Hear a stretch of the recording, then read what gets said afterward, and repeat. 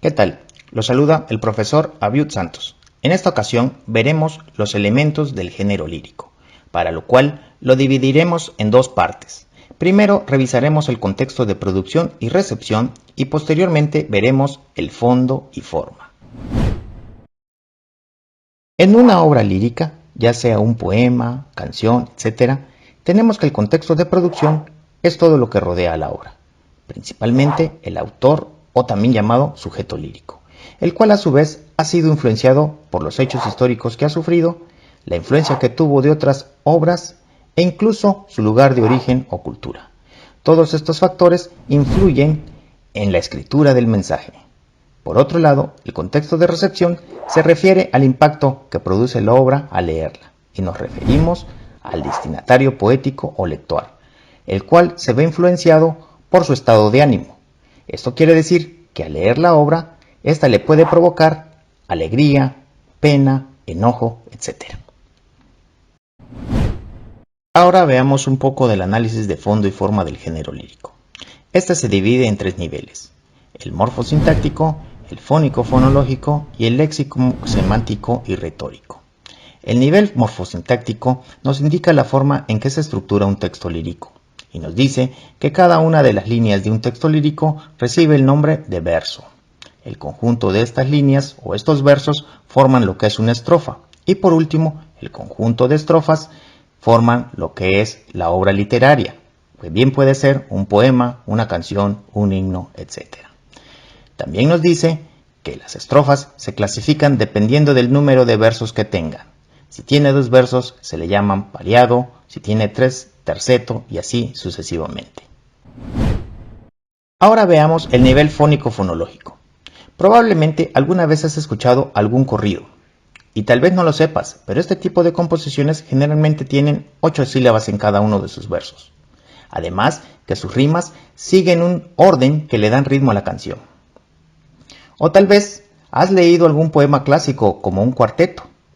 Bien, este tipo de composición maneja 11 sílabas en cada verso y sus rimas siguen un esquema definido. Bueno, pues estas características en los textos líricos se encuentran en el nivel fónico-fonológico y para ello necesitas conocer los conceptos de métrica, rima y ritmo, los cuales veremos a continuación. La métrica es la medida de los versos a partir de la cantidad de sílabas poéticas. Dependiendo del número de sílabas que tiene un verso, este se clasifica como de arte menor o de arte mayor. Los de arte menor son versos que tienen de 2 a 8 sílabas, mientras que los de arte mayor son aquellos que tienen de 9 o más sílabas. El número de sílabas poéticas se obtiene tomando en cuenta la sinalefa, el hiato y la ley del acento final. Estos tres conceptos los puedes investigar en internet o bien preguntarle a tu asesor para que te explique mejor. Ahora veamos lo que es la rima. La rima es la igualdad o repetición de sonidos en 2 o más versos. Existen 2 tipos de rimas. Está la rima asonante, que es la repetición de sonidos solo en vocales. Y está la rima consonante, en la que la repetición incluye consonantes. Aquí hay un ejemplo de cada una de ellas. Ahora, independientemente si una rima es asonante o consonante, existe un esquema que nos indica la forma en que la podemos combinar entre los versos. En primer lugar tenemos el esquema pareado. Se presenta en versos de 2 en 2. Es muy propia para refranes o adivinanzas. Luego tenemos el esquema monorrima, que es cuando todos los versos presentan una sola rima.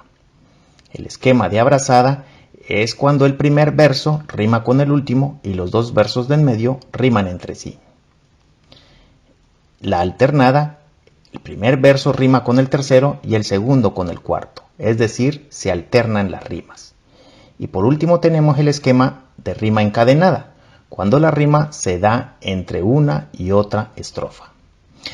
Estos son los esquemas de la rima y podemos utilizar el que más nos guste o el que más nos convenga, dependiendo cuál es la emotividad y la estética que queremos darle a nuestro texto.